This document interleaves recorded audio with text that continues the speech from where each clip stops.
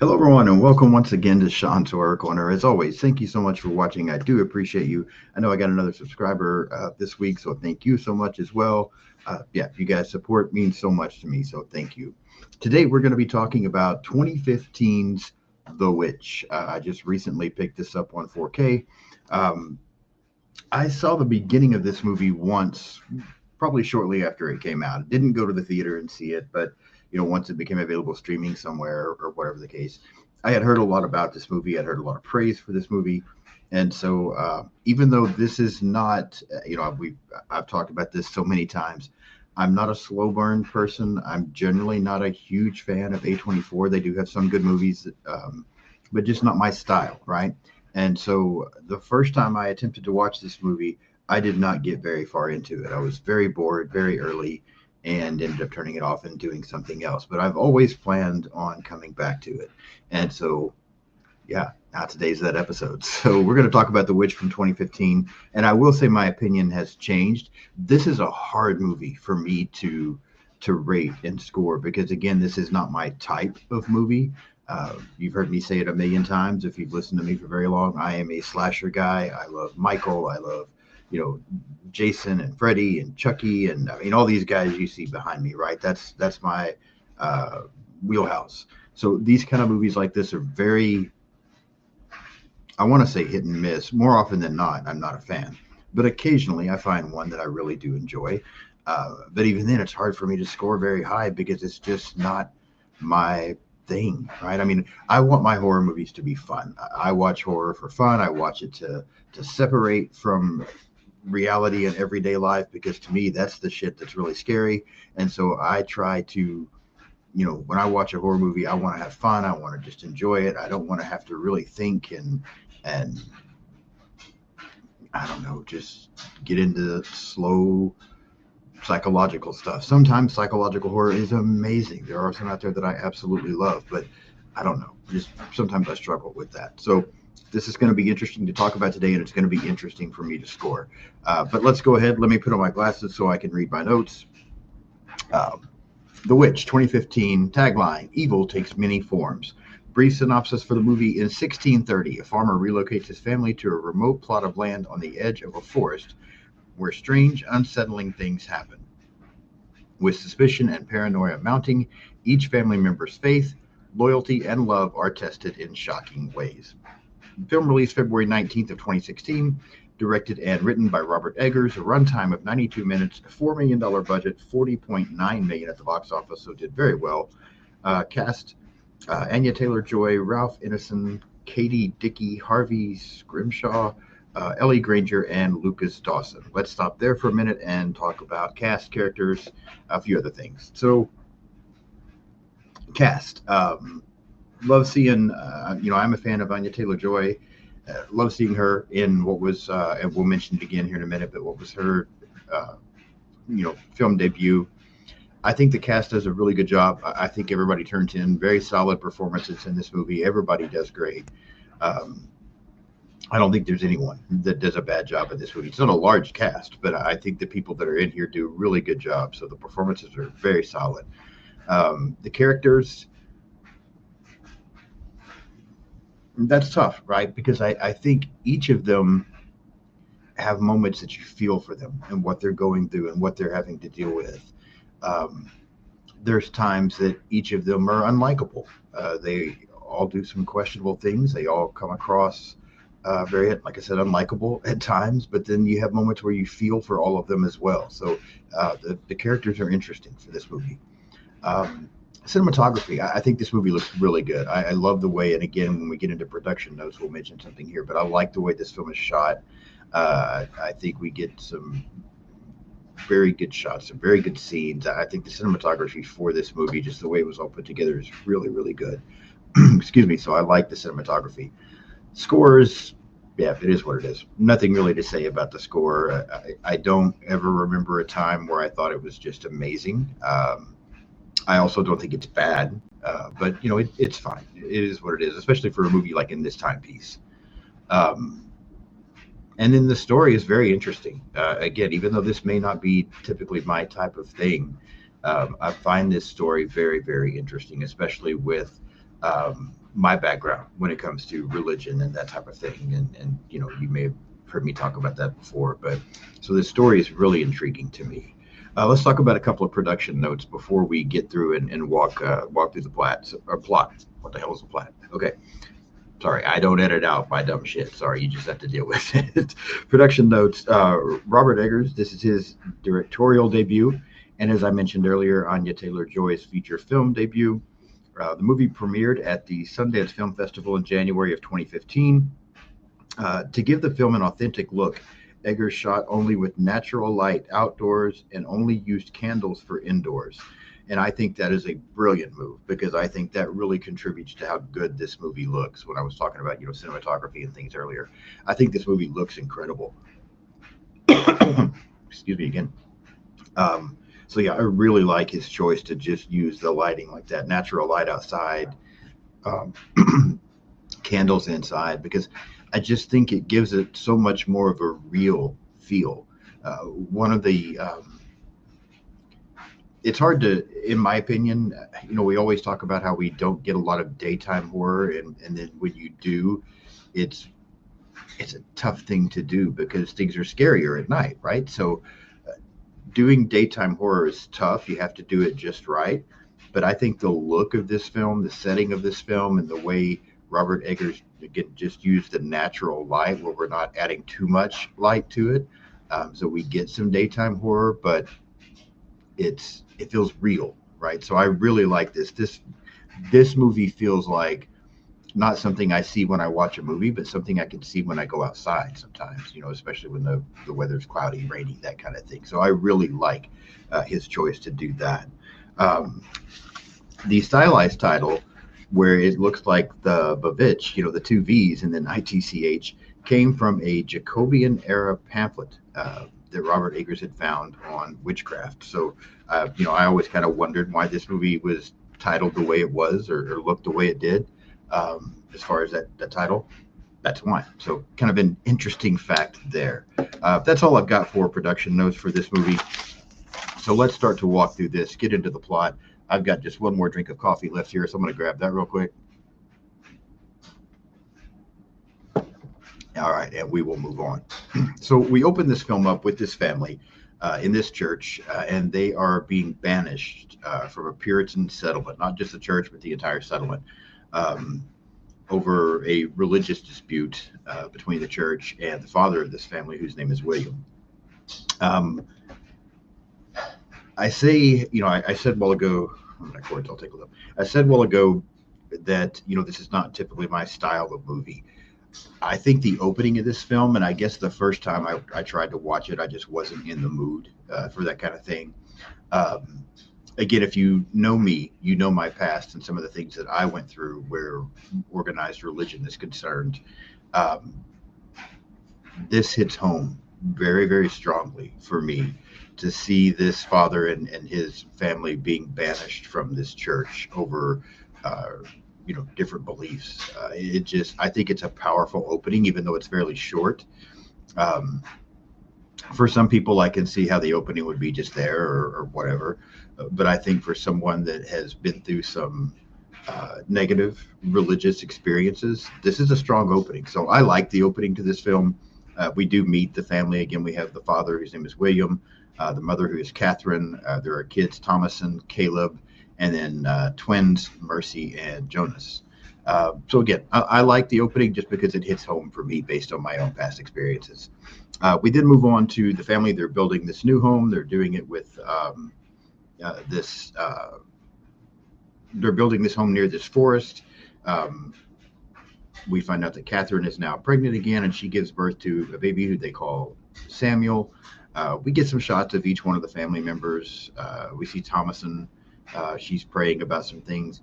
And then we get a very creepy scene where Thomason is playing peekaboo with the baby Samuel. And one of the times that she covers her eyes and then, does it, the baby is gone. And it's creepy. It's very well done. I think this is a great scene. It's shot very well. And then we see this figure running through the woods with the baby. And then later we see this figure holding a knife near the baby. I say this figure, it's clearly a person. This older lady, it looks like she's, doing this ritual thing. She's holding a knife near the baby. We are, we don't see it, but we know that she then kills the baby. Um, she's smearing the blood on herself, going through this weird ritual, and then seems to maybe start to fly away. To start with, it looks like she's just walking, but it almost looks like she's elevating as well. So creepy scene there. I love the scene again, as I said, the peekaboo scene where the baby disappears. Um, a very odd but still creepy scene between this witch and the baby. So yeah, so far I'm on board with this. And as I was watching this the other night to prepare for this, I'm like, okay, I wonder why I turned it off the first time. Again, I just had to not be in the right mood for this. From there, we kind of get with the aftermath now of what the family is dealing with the baby disappearing, because they don't know exactly what has happened. We see Catherine; she's very depressed. She's crying a lot. The family talks a little bit about maybe a wolf took the baby. William and his son Caleb, they go out to hunt the wolf, and in the process of talking about this, of course, Caleb has a lot of questions for his dad about religion and God. William ends up revealing that the weapons that he got for them to go hunt for this wolf, he got by trading in Catherine's precious silver cup. He traded that in for hunting supplies. We then get a scene where the twins are talking with Thomason, and one of the twins, whose name is Mercy, states that she saw the witch, and that she also mentions that one of their goats, that they call Black Phillip, talks to her and her brother. Um, yeah, I mean, it's fine. Good performances here. Uh, Catherine later is blaming Thomason when she finds her silver cup missing. She also blames her for Samuel's disappearance, because she's the one that was watching him at the time. We get a conversation between the parents, William and Catherine. They're talking. They're concerned about food. They're concerned about starving. Um, they're upset with what's happened with Samuel. And there's even talk of them possibly sending Thomason away to work for or to serve another family. Um, and we do see that the kids hear this conversation and kind of get a reaction from all of them about what their parents are talking about. Next day, Thomason and Caleb go to check a trap that the father had set out. They've got their dog with them. Their dog sees this rabbit, and we've gotten a glimpse a couple of times of this rabbit. We kind of get the impression this rabbit really has some meaning to it. There's something about this rabbit. The dog sees the rabbit, takes off after the dog. Caleb ends up chasing the dog, and then the horse that Thomason is on gets all disturbed by everything that's going on, and ends up throwing her off, and she gets briefly knocked out. Caleb then ends up finding the dog, but it's pretty much just the dog's body. It's been mutilated. Thomason kind of wakes up. She goes home to her parents, and everybody's freaking out because Caleb is missing now. And then Caleb finds this hut, which the witch emerges from, but looks completely different. Instead of being this old lady like we saw initially, now she's emerged as this beautiful woman. We see that Caleb is kind of drawn to her. She kisses him. Back at the home, Catherine is scolding Thomason for going into the woods with Caleb. William ends up coming clean to her about the cup, that he's the one that took it. We see them get into an argument. And then that night, Caleb returns. He shows up outside, but he's naked. He's very sick. The next day, we get, again, a lot of commentary between the family. We've got the twins blaming Thomason and calling her a witch, because just in the process of dealing with them at one point and messing with them, she was saying that she was a witch. So the twins are blaming her for everything that's going on. Catherine even mentions being concerned about witchcraft, even though they've been talking about it was a wolf that took Samuel. They are concerned about the witchcraft issue, especially now with Caleb showing up in the situation that he's in. And then we get this, I don't know, it's a very powerful scene, but it's kind of chaotic but powerful at the same time, where Caleb ends up vomiting up an apple. While this is going on and he's sick and he's struggling, we see Thomason and the twins arguing. Then the twins start having these very strange fits, and Caleb is praying to God, like he's talking to God. And then, of course, Caleb passes away here at this point now after he prays for a little bit. Thomason also ends up confronting her father, William, about his plan to get rid of her at some point, with the twins acting the way they're acting, and Thomason confronting him. William gets very upset, and he ends up locking the kids in like this shed where they keep all the goats. just to kind of give my thoughts here as we start to get closer to the end of this film. The beginning of the film, like I said, really intrigued me. It kind of hit home. Um, and I think through this next little bit, I can see how someone would find this movie very slow, because obviously it was too slow for me the first time I tried to watch it and I turned it off. And even watching it the other night, I could see how this movie would be slow. And I could see that you almost have to be in the right state of mind to watch this movie, because, again, most of the time I prefer my movies to be fun. I don't feel like this is a fun movie at all. But I just feel like the performances are so solid and the setting is so good, um, that what it might struggle with a little bit in pacing. I thought this movie was much longer than it really is. I mean, we mentioned that in the beginning. The movie is only 92 minutes, so just barely over an hour and a half. For some reason, I was under the impression, based on a few things I'd heard here and there, that this was a really long film. Um, it's honestly not, and the pacing is not that bad. Uh, I think we get some events happening here and there that it's just enough to keep us going. Had this, I don't know. I just feel like this movie is really about performances and settings, and both of those are so good that I was it's not. I was enjoying this. I was enjoying what I was watching, and very curious to see where we went from here, since this was, definitely further than I had made it the first time, and kind of a first time watch for me, really. Um, so yeah, there's a lot happening. I think the performances are good. You wonder where this is going. Um, yeah, not bad. That night, Catherine has a vision of Caleb and Samuel both returning. We see in this goat shed there, we see the twins and Thomason. They end up seeing the witch. She appears there in the shed and she's drinking blood from one of the goats. We see Catherine, who with her vision, she thinks she's breastfeeding the baby, but it turns out that in reality, she's just letting a raven peck away at her chest and her body there. The witch ends up attacking the twins. Thomason sees all of this and I guess passes out, is what happens with her at this point. The next morning, William finds this stable area destroyed. The twins are gone. Thomason initially is unconscious, but then she kind of starts to come to, and suddenly Black Phillip, this goat, attacks him, gores him a few times, and ends up killing William. Catherine comes out. She's blaming Thomason for everything and freaks out and attacks her.